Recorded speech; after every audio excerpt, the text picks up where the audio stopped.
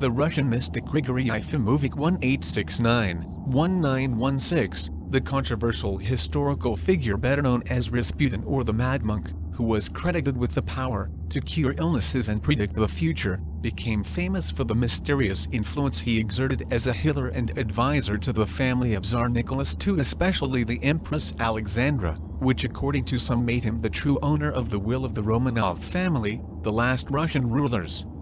Influence that, by the way, unleashed the discomfort of some Russian noblemen, like the Prince Felix Yusupov, that, next to other elevated personages of the Russian court, decided to kill it the night of the 29th of December of 1916, in a macabre episode that was left for always in posterity for the extraordinary resistance of the crazy monk to the most powerful poisons and bullets, an incredible case that you can check in the same channel. Rasputin, a word that comes from the Russian word Rasputny, meaning dissolute, an uneducated but intelligent peasant, allegedly endowed with alleged paranormal powers and a reputation as a thaumaturge, showed from his earliest youth a fascination with the occult. When he was young he boasted that he possessed divining powers, assuring that I never dared to steal anything, for I was immediately aware of one of my comrades stealing. Even when this comrade stole a hidden object from a distant place, I could always see the object behind him. It is said that when he was 12 years old, in his native Siberia, after he saved his brother Miksa from drowning who would anyway die from pneumonia, Rasputin contracted a fever of unknown origin that was about to kill him. When he was convalescing in his bed he could hear that the peasants in the street spoke of a robbery, since they had taken the horse from a humble neighbor of the town. Rasputin suddenly got up from his bed, and walked to the people who talked about the robbery, and to the astonishment of all, sat down on one of the peasants there and began to shout, Pyotr Alexandrovich! You are the thief! You stole the horse. The peasants, in fact, discovered that the mentioned Pyotr was the culprit of the robbery of the animal. From that moment, the villagers took the event as a miracle and began to see Rasputin as an envoy of God. Rasputin, before his convulsive death, also prophesied the advent of the bloody Russian Revolution, claiming that in his visions he had seen Russia wrapped in a black cloud and immersed in a deep and painful sea of tears. During his controversial life he made numerous prophecies, many of which became reality, while others augur a future of nothing encouraging for the earth and for those who inhabit it. Here are some of the creepiest predictions made by the crazy monk. 1. I feel that I must die before the new year. Rasputin was, in effect, murdered on December 29, 1916. However, I want to make it clear to the Russian people, the father, the mother of Russia and the boys, that if I am murdered by common murderers, and especially by my Russian village brothers, you, Tsar of Russia, remain in your throne, govern and do not fear for your children, because they will reign for another 100 or more years. But if I am murdered by the nobles, their hands will be stained by my blood, and for 25 years they will not be able to remove their blood. They must leave Russia. The brothers will kill the brothers, they will kill each other. And for 25 years, there will be no nobles in the country. Tsar of the land of Russia, if you hear the ringing of the bells, announcing to you that Grigory Rasputin has been murdered, you must know this: if your relatives have caused my death, then none of your family, or be none of your children or your relatives, will remain alive for more than 2 years. They will be killed by the Russian people. Pray, beg, be strong, think of your blessed family. 2. Every time I embrace the Tsar and the mother, and the girls and the firstborn son of the Tsar, my back is traversed by a shiver of terror. It's as if there were corpses in his arms. And then, I pray for these people, because I feel that in this, our Russia, is the one that needs the most. And I beg for the entire Romanov family, because the shadow of a long eclipse is laying upon it. The members of the Romanov family: Tsar Nicholas II, his wife Tsarina Alexandra and their 5 children, Olga, Tatiana, Maria, Anastasia and Alexei, as Rasputin feared, would be shot by the Bolsheviks on July 17, 1918. The Tsar Nicholas II along with wife and their 5 children, before they were shot by the Bolsheviks. The Tsar Nicholas II along with wife and their 5 children, before they were shot by the Bolsheviks.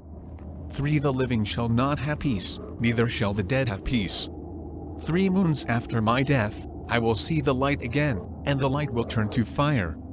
It will be then that death will fly freely in the sky and will also rest on the imperial family. It will be 25 years and death will fly again. More years will pass and death, again, will fly. The first flight will be to collect the gold. The second flight will be to pick up the lead. The third flight will be to collect the grain. It is believed that this prediction Rasputin predicted the fall of Tsardom and the advent of the Russian Revolution, with 3 flights that probably represented Vladimir Lenin, Joseph Stalin and Nikita Khrushchev, respectively. For at that time the great sowers will return to spread the seed, but a part of the earth will be smoking and a third of the seed will burn. Another part of the earth will be barren and the seed will die, but the third part will yield crops, as copious as they have ever been seen on earth. At this time, the whole earth will be under the sign of an evangelist, the great island will be under the shadow of the lion, but the lion will lose the claws, the fair ground and the heart of Europe. 5. The cross shall be cast into the hold. The hammers will strike on the altars and the flames will devour the churches. From the cross will be blasphemed and the day will come, when there will not be enough earth to bury the dead. But the empire will last little. When the sun sets, there will be no more grass at Volga.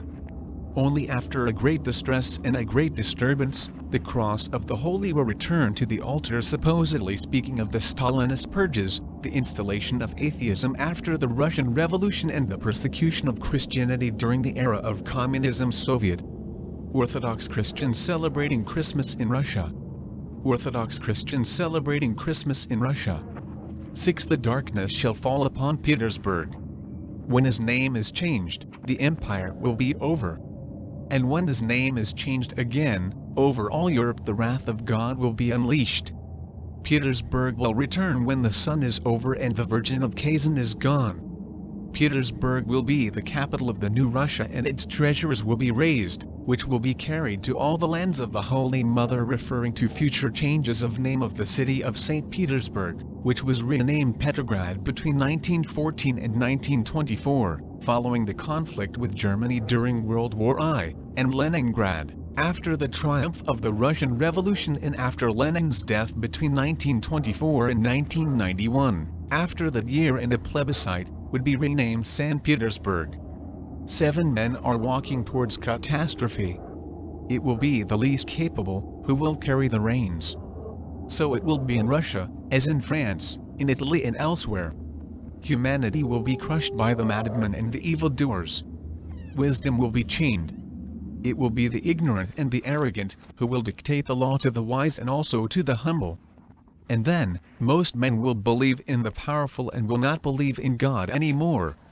The punishment of God will be late, but it will be tremendous. And this will happen before our century is over.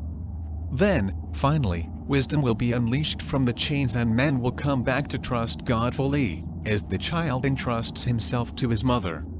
Following this path, men will reach the earthly paradise. 8. The womb of a woman shall be as the land of rivers, sterile will be both. And this will even be a grace, because the non-sterile uterus and the non-sterile earth will give birth to monsters. Unfortunate day will be one in which the maternal uterus will be marketed, as the meat of the cattle is marketed. At this time man, creature of God, will become a creature of science. 9. Poisons will embrace earth as a fiery lover. And in the mortal embrace, the heavens will have the breath of death, and the fountains will give only bitter waters, and many of these waters will be more toxic than the rotten blood of the serpent. The men will die from the air, but it will be said that they have died of the heart or the kidneys. The air, that descends today to our lungs to lead the life, will one day lead to death. And the day will come when there will be no mountain or hill, there will be no sea or lake, that is not enveloped by the fetid breath of death. And all men will breathe death, and all men will die from poison suspended in the air. They will nurse the plants and die one after the other. The forests will become a vast cemetery, and among the dry trees will roam aimlessly, stunned and poisoned by poisonous rains. Speaking of environmental pollution, 10. The time will come, when the sun will weep over the earth and her tears will fall like sparks of fire, burning the plants and men. The deserts will advance like wild horses without a rider, and the pastures will become sand, and the rivers will be the putrid navel of the earth. The tender grass of the meadow and the leaf will disappear, since the two deserts will reign, the desert of the sand and the desert of the night. And under the sun on the chilly cold it will extinguish life. 11 The seas will penetrate like thieves in the cities and in the houses, and the lands will become salty. And the salt will enter the waters, and there will be no water that is not salty. The salt lands will not bear fruit, and when they do, it will be a bitter fruit. That is why you will see fertile lands become salt marshes. And other lands will be dried by rising heat. The man will find himself under the salty rains, and will walk on salty lands, and will wander among droughts and alluviums, referring to natural catastrophes, such as floods and droughts.